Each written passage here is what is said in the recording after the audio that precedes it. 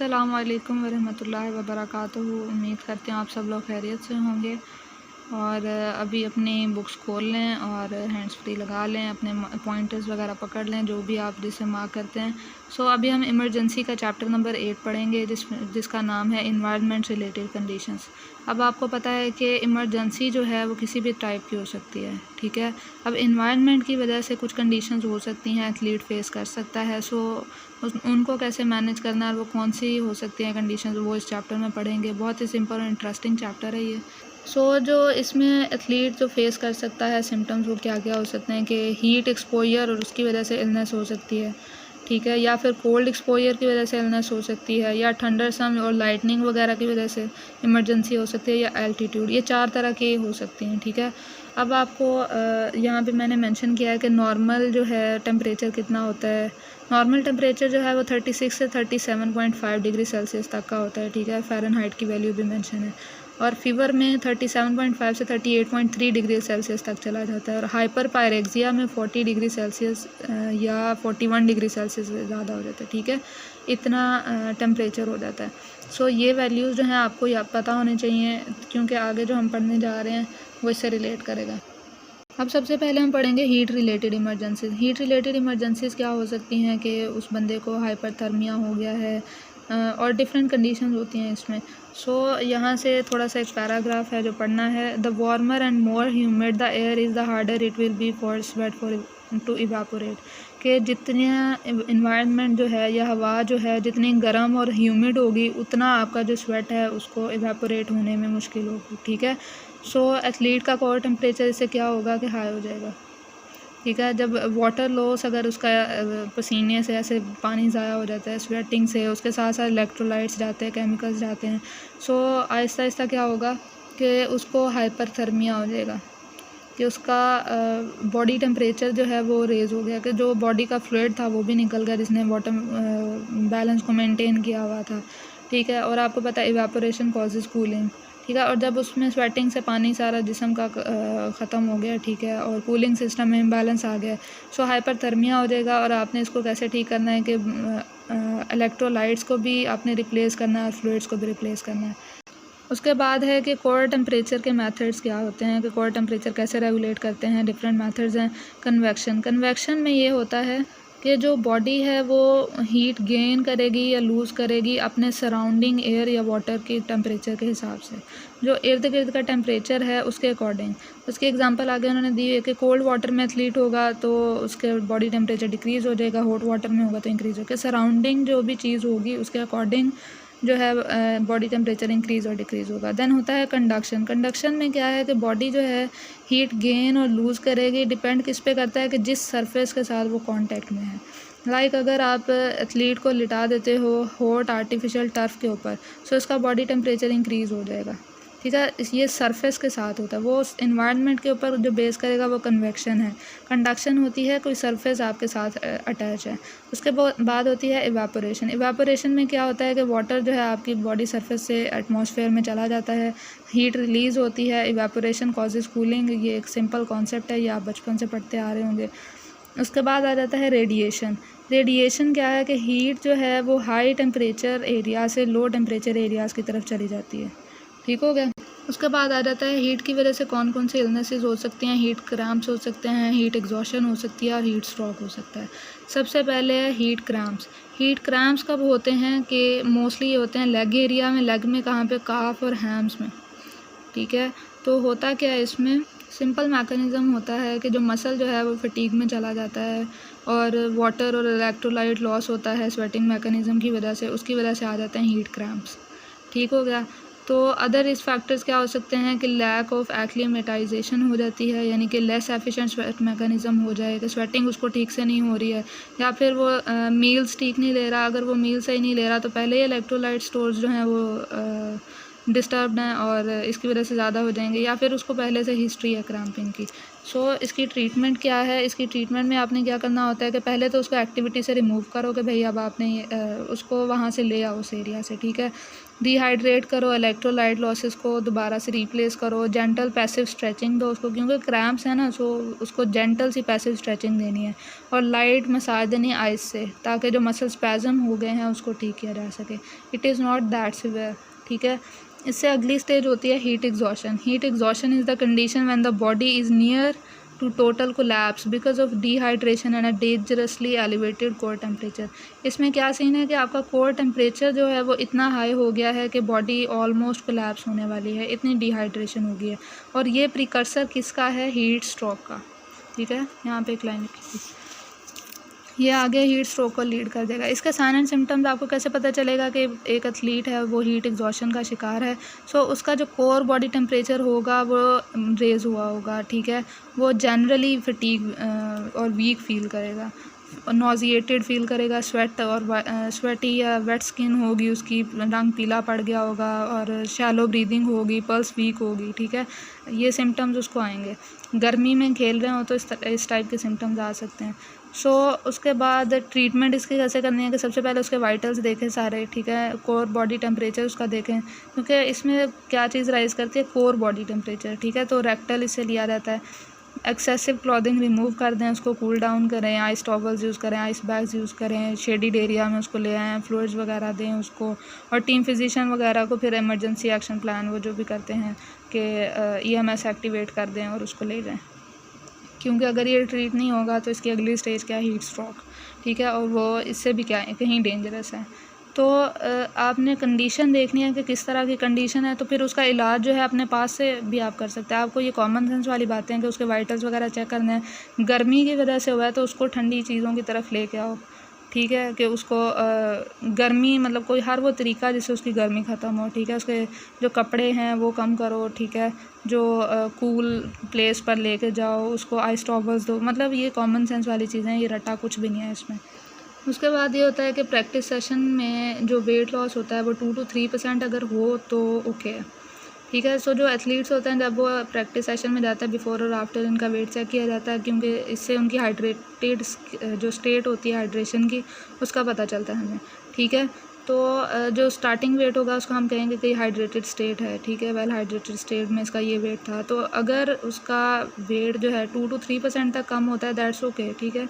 इतना तो होता ही है। लेकिन अगर 5% से भी ज़्यादा उसका वेट लॉस होता है, सो उसको तब तक अब आपने उसको वापस नहीं जाने देना जब तक उसका जो बॉडी फ्लूइड्स हैं वो रिप्लेस ना हो जाएं, ठीक है। एक्टिविटी उसको लिमिट कर दो।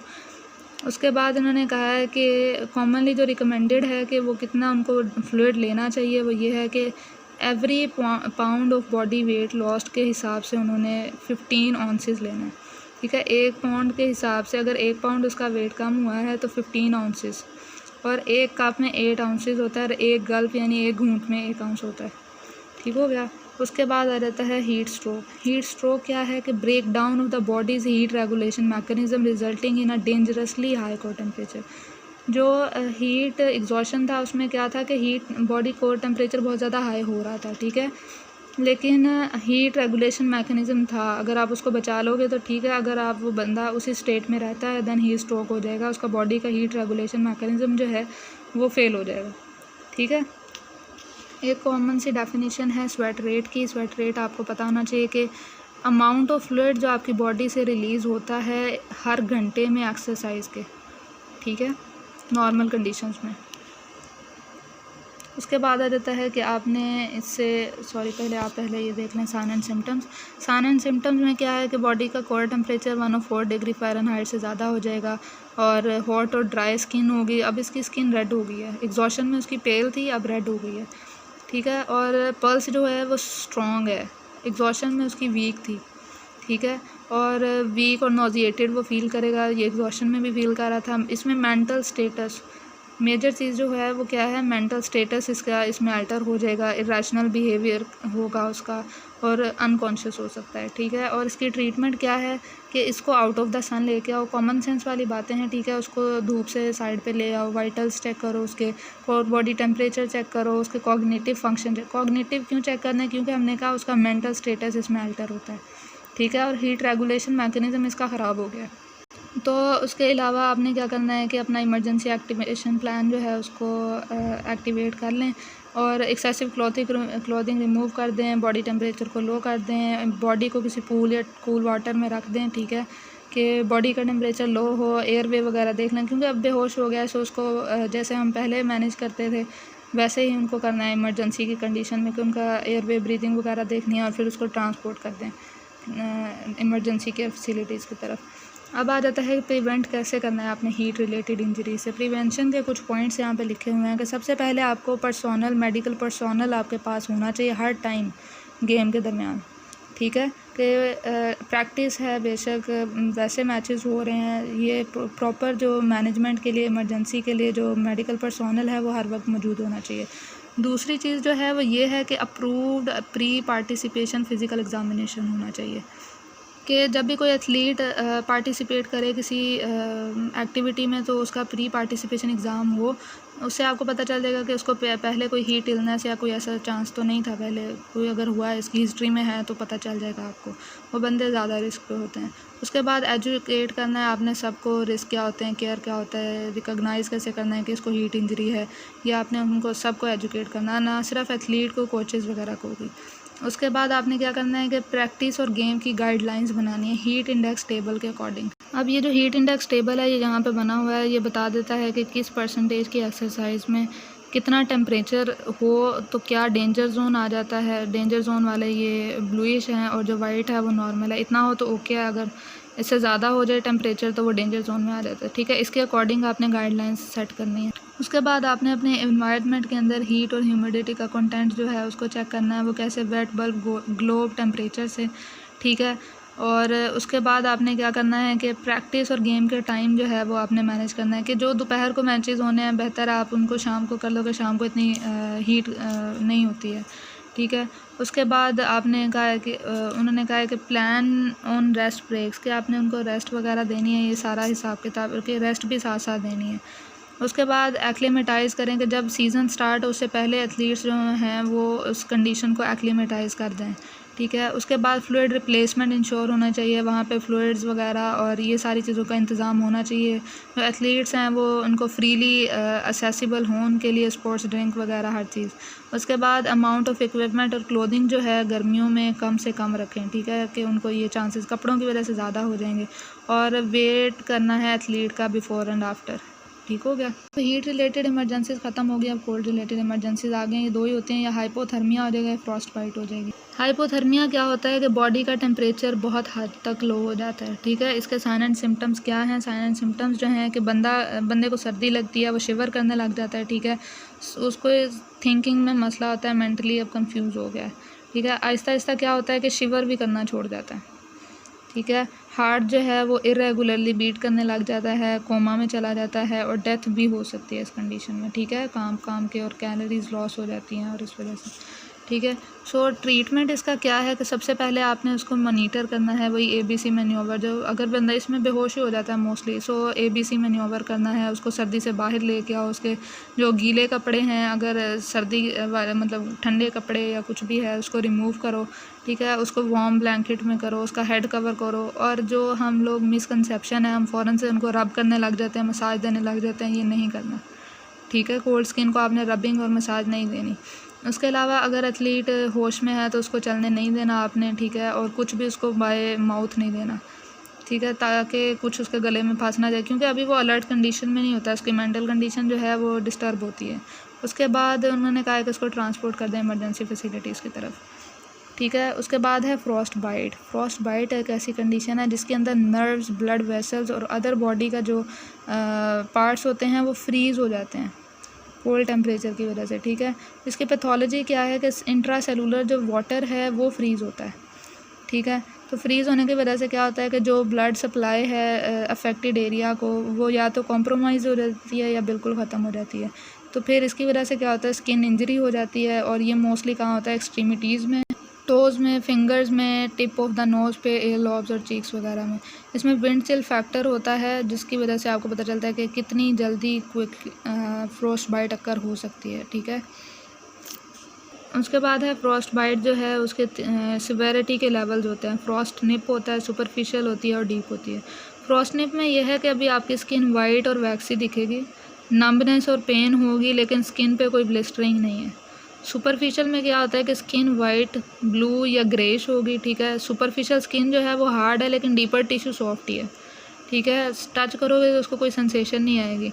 और इसमें सीरियस मेडिकल कंडीशन है, ये फर्दर आगे लीड कर सकती है, इसमें परमानेंट डैमेज हो सकता है। सो स्किन ब्लिस्टरिंग भी पॉसिबल है।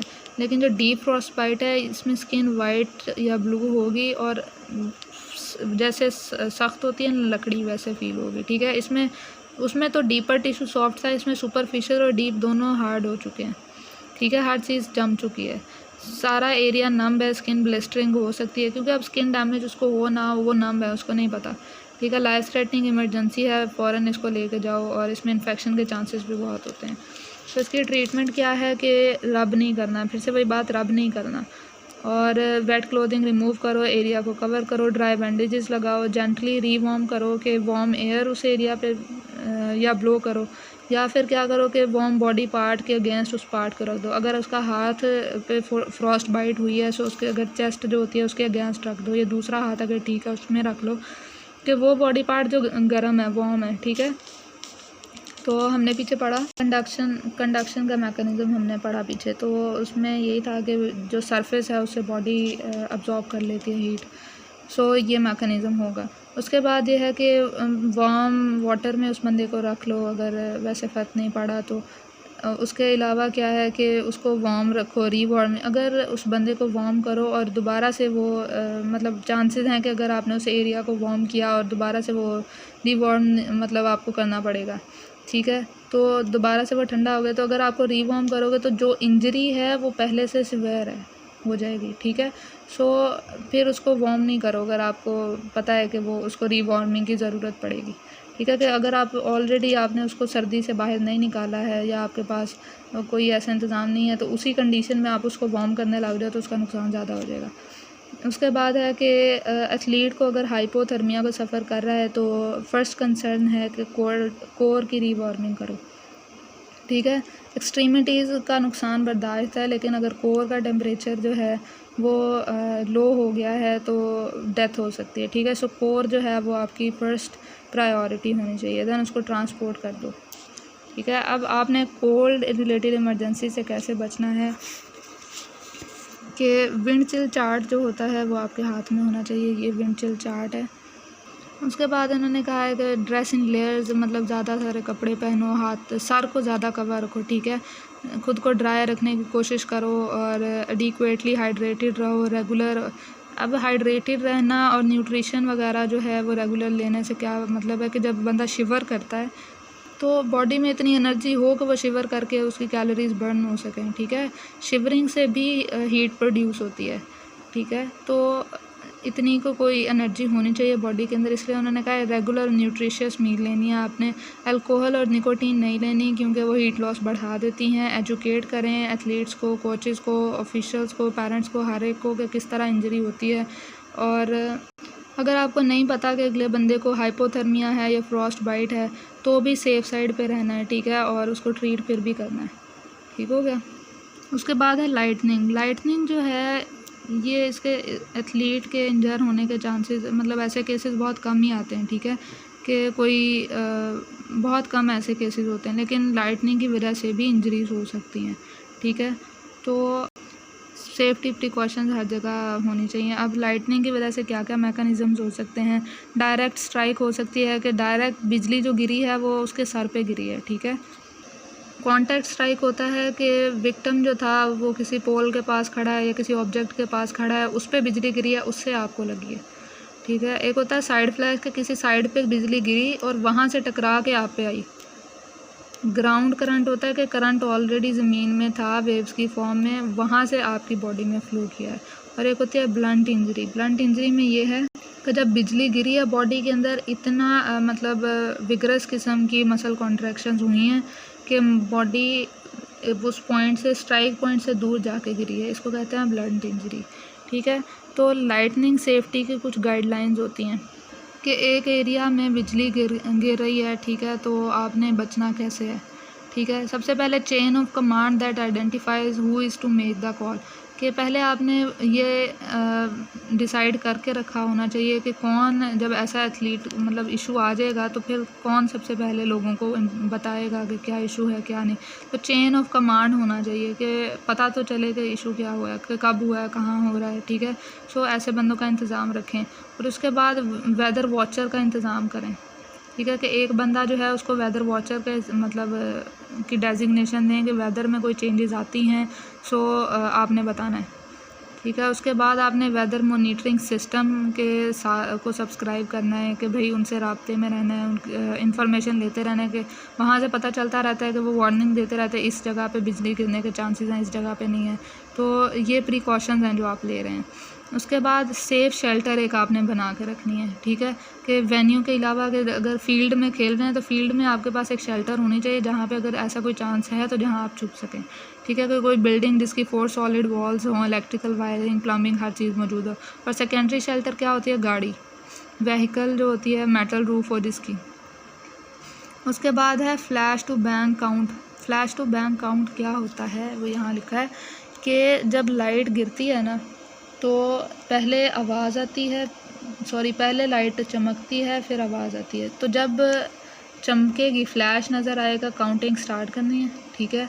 और जब गरज सुनाई देगी फिर आपने काउंटिंग स्टॉप कर देनी है, ठीक है। तो फिर इस काउंट को आपने 5 से मल्टीप्लाई करना है, ठीक है। तो इससे आपको पता चल जाएगा कितने माइल्स अवे बिजली गिरी है, ठीक है, या आपसे कितने माइल्स अवे बिजली है। फॉर एग्ज़ाम्पल अगर फ्लैश टू बैंग, फ्लैश मतलब चमकी कब है, बैंग आवाज़ कब आई है। सो फ्लैश टू बैंग काउंट अगर 30 सेकेंड्स है तो इसका मतलब है कि 5 से मल्टीप्लाई करके आपको क्या आंसर मिला है, 6। 5 6 या 30 होता है, मल्टीप्लाई वर्ड यूज़ करी जा रही हूँ, डिवाइड करके, ठीक है। तो 6 माइल्स अवे बिजली गिरी है। सो आपको इस तरह फ्लैश टू बैंक काउंट आपको करना होता है, ठीक है। इससे आपको पता चलेगा कि कितने देर में आप सेफ़ शेल्टर में जा सकते हो, कि इतनी देर में बिजली गिरेगी, इतनी दूर गिरी है। सो अब हम यहाँ से सेफ़ हैं, हम जा सकते हैं, नहीं जा सकते, ठीक है। सो ये काउंट इम्पॉर्टेंट होता है।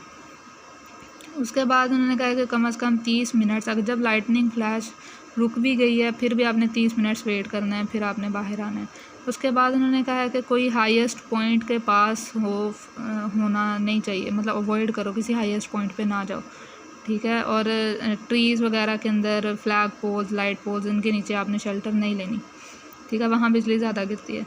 उसके बाद दोज इंडिविजुअल्स हु आर काट इन द ओपन, कि मतलब वो ओपन में ही हैं, उनमें बचने का भी कोई चांस नहीं मिला, भागने का भी नहीं मिला, तो वो कैसे अपने आप को बचाएंगे। कि वो एक स्पेसिफिक पोजीशन होती है कि ऐसे क्राउच करके बैठ, जैसे ये बैठा हुआ है, दोनों इसके पाँव एक साथ होने चाहिए, कानों को ये कवर कर लेगा, हेड डाउनवर्ड होगा।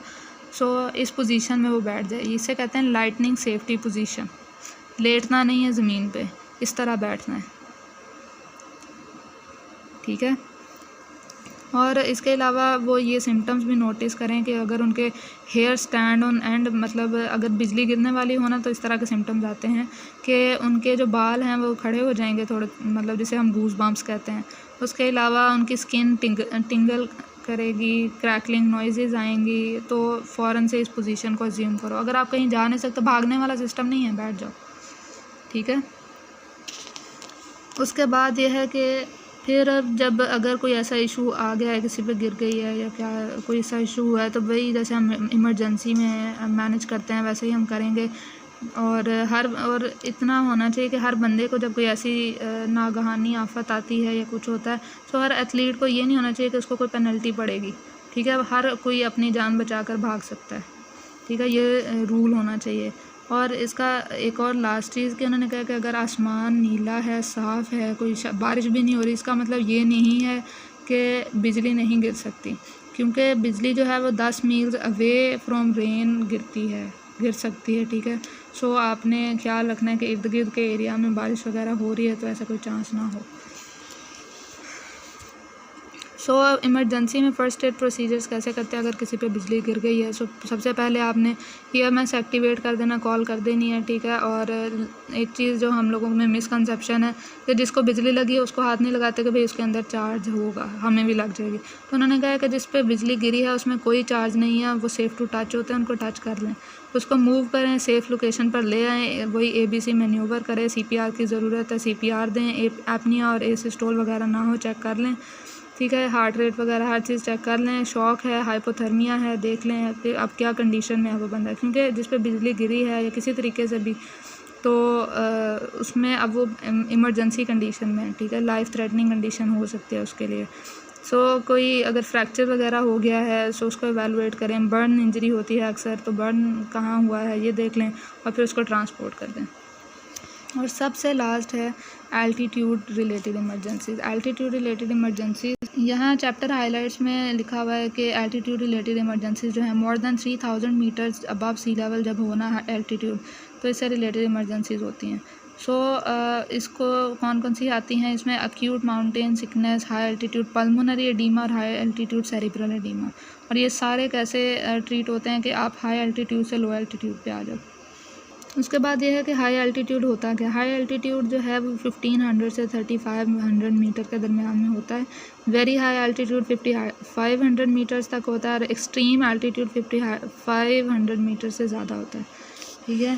तो हाई एल्टीट्यूड्स में ये है कि आपकी क्या सीन जो नॉर्मल कंडीशंस होती हैं उसमें होता क्या है कि आपकी पल्मोनरी वेंटिलेशन इंक्रीज़ हो जाती है। अगर आप कभी हिली एरिया में गए हो वहाँ पर भाग के देखो तो आपको पता चलेगा कि सांस उखड़ जाती है, ठीक है, कान बंद हो जाते हैं।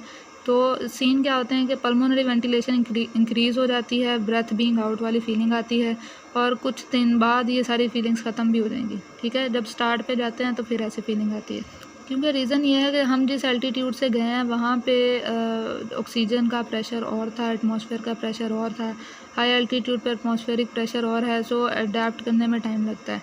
और heart rate in an athlete में बी एलिवेटेड। ऑक्सीजन की जो ऑक्सीजन है उस एटमॉस्फेयर में वो कम हो सकती है, हार्ट रेट ज़्यादा हो सकता है। जब हार्ट रेट ज़्यादा होगा तो कार्डियक आउटपुट ज़्यादा होगी, ताकि जो ऑक्सीजन की कमी आ रही है एटमॉस्फेयर में वो हार्ट रेट तेज़ होकर पूरी हो जाए। उसके बाद है acute mountain sickness. Acute mountain sickness होता क्या है कि जब कोई बंदा नया जाता है ना ऐसे हिली एरिया में, सो सीन ये होता है कि उसको ये सिम्टम्स आते हैं। सिम्टम्स क्या हैं? हेडेक होती है, light headedness, breathlessness, fatigue, insomnia, loss of appetite and nausea, ठीक है। ये सिम्टम्स जो हैं पहले 2 से 3 घंटों में स्टार्ट होते हैं और फिर कुछ डेज़ तक ठीक भी हो जाते हैं, 2-3 दिन में, ठीक है। सेल्फ लिमिटिंग होता है, इतनी कोई ख़तरनाक चीज़ नहीं है। सो एक्लिमेटाइजेशन हो जाती है after some time 2 to 3 days जो हमने कहा है वो। उसमें होता क्या है कि हमने पहले बताया कि जो हाई एल्टीट्यूड्स होते हैं उनमें ऑक्सीजन कम होती है, ठीक है, एटमॉस्फेयर में। सो बॉडी अपने आप को अडेप्ट कर जाती है। हमारे जो RBCs हैं उनका लेवल इंक्रीज़ हो जाता है, सो वो कम ऑक्सीजन पे ही मतलब ज़्यादा ऑक्सीजन बॉडी पिक कर लेती है, ठीक है। सो RBCs वगैरह का लेवल इंक्रीज़ हो जाता है, बॉडी एक्लिमेटाइज कर गई है। उसके बाद ट्रीटमेंट इसकी कैसे करनी होती है कि इस कंडीशन में ये कोई इतनी ज़्यादा कंडीशन नहीं है कि इससे वापस आपको आना पड़ेगा। तो इसमें क्या है कि descent is not required. Aspirin देते हैं, एसिटामाइनोफेन, इबुप्रोफेन, मतलब ये सारे जो हैं सिम्टम रिलीविंग के लिए ना 2-3 दिन तक तो ये कंडीशन रहनी है, ठीक है। सो सिम्टम्स वगैरह रिलीव हो जाए फॉर द टाइम बिंग, उसके लिए ये मेडिसिन वगैरह दे देते हैं, एसिटाजोलामाइड, डेक्सामेथासोन। और अगर यही कंडीशन सिवियर और प्रोलॉन्ग हो जाए, ठीक है, ठीक ही नहीं हो रही, 2-3 दिन में नॉर्मल ठीक हो जाती है, अगर नहीं हो रही तो फिर इसको ले आओ नीचे, अब वो वहाँ नहीं रह सकता। उसके बाद है high altitude pulmonary oedema. Pulmonary oedema नाम क्या शो कर रहा है कि फ्लूइड जो है वो लंग्स में जमा हो गया है, ठीक है। हाई एल्टीट्यूड्स की वजह से लंग्स में फ्लूइड जमा हो गया है। सो साइन एंड सिम्टम्स आएंगे हाई एल्टीट्यूड पल्मोनरी एडीमा के, वो क्या हैं कि एक्सट्रीम किस्म की फटीग होगी, ब्रेथलेसनेस, इवन रेस्ट पे भी, सिवियर कफ होगी, उसको स्पूटम आएगा। स्पूटम क्यों आएगा? क्योंकि लंग्स में फ्लूइड है। गर्गलिंग ब्रेथ्स, गर्गलिंग साउंड तभी आती है जब फ्लूइड होता है। उसके बाद चेस्ट टाइटनेस भी फील होगी, ब्लू और ग्रे कलर के लिप्स हो जाएंगे, फिंगर नेल्स भी, ठीक है। तो इसकी ट्रीटमेंट कैसे करनी है कि फ़ौरन से इस बंदे को लो एल्टीट्यूड पर ले आओ। अगर इसको डिले किया तो फैटल हो सकता है, ठीक है। सेफ़ एल्टीट्यूड वो होगा जहाँ पे इसको जब वो सो के उठे तो वो कहे हाँ आज मैं सुकून से सोया था, ठीक है। और ऑक्सीजन एडमिनिस्टर करनी है अगर आपके पास मौजूद है। उसके अलावा आप मेडिकेशंस दे सकते हैं, निफिडिपिन, साल्मेट्रोल, सिल्डेनाफिल, ये सारे मेडिसिन उसको दे सकते हैं। अब एक चीज़ है कि ये सिम्टम्स रिलीविंग है, ये कोई इसकी ट्रीटमेंट नहीं है, ठीक है, कि ये कोई बीमारी, इट्स नॉट अ डिज़ीज़, ठीक है, ये कंडीशन है फॉर द टाइम बीइंग होती है, जो कि एल्टीट्यूड की वजह से आई है। उसके बाद है high altitude cerebral oedema. High altitude cerebral oedema में क्या है, ब्रेन में फ्लूइड है, ठीक है। Condition in which the brain swells and seizes the function properly. अब ब्रेन स्वेल हो गया, अपना फंक्शन नहीं कर पा रहा, तो रीज़न इसका यही है कि हाई एल्टीट्यूड। उसके अलावा कोई ख़ास इसकी पैथोलॉजी जो है उसका इनको आइडिया नहीं है किस वजह से होता है। तो उन्होंने कहा है कि सिंपल हमें शायद जितना पता है वो यही है कि सेल की जो परमेबिलिटी होती है वो इंक्रीज़ हो जाती है, ठीक है, जिसकी वजह से ब्रेन सेल्स में फ्लूइड चला जाता है और ब्रेन स्वेल हो जाता है। अब ये फैटल होता है विद इन फ्यू आवर्स, ठीक है, इसमें भी डिले जो है ये बंदे की जान ले सकता है। सो बंदा कंफ्यूज दिखेगा आपको और उसको पता भी नहीं चलेगा मैं बीमार हूँ या नहीं। साइन एंड सिम्टम्स क्या होते हैं, कन्फ्यूजन होती है, मेजर इसमें क्या है कन्फ्यूजन, और एबिलिटी टू थिंक चेंज हो जाती है, बिहेवियर चेंज हो जाता है, इरेशनल बिहेवियर करता है, लेथार्जी होती है, कोऑर्डिनेशन लॉस हो सकती है जिसे एटैक्सिया कहते हैं। मोस्ट एक्सट्रीम केसेस में कोमा और डेथ हो सकती है with in hours, with in hours. अंग्रेज़ी इतनी अच्छी है माशाल्लाह। उसके बाद ट्रीटमेंट जो होती है वो ये है कि लोअर एल्टीट्यूड जो है उस पर इसको ले आओ। उसके अलावा ऑक्सीजन इनको लगती है, ठीक है, उसमें ऑक्सीजन अगर है दो, नहीं है ना दो, लेकिन इसमें ऑक्सीजन लगती है। और इसके अलावा मेडिकेशन में dexamethasone for treatment symptom relieve के लिए। और इसके बाद MCQs हैं जो कि मैंने खुद मार्क नहीं किया, बुक के लास्ट पे MCQs जो हैं वो मार्क होते हैं, आप लोग वहाँ से लगा लीजिएगा। और चैप्टर की इसको रट्टे मारने वाली कोई चीज़ नहीं थी, सिंपल सी बातें हैं, इसमें अपने पास से लिख सकते हैं आप लोग, ठीक है, कोई इतना एग्जैक्ट एक एक चीज़ याद करने की ज़रूरत नहीं थी। अगर मेरी स्टोरियाँ आपके जहन में बैठ गई हैं तो बस काफ़ी है, ठीक है। और अगर आपको वीडियो लाइक है, समझदार हैं अब आप लोग के लाइक करनी है, शेयर करनी है, सब्सक्राइब करना है, ये वो। सो अब आप अपने आप कर दिया करें, मुझे ना कहना पड़े। और अपना ख्याल रखें, दुआ में याद रखें। अल्लाह हाफ़िज़।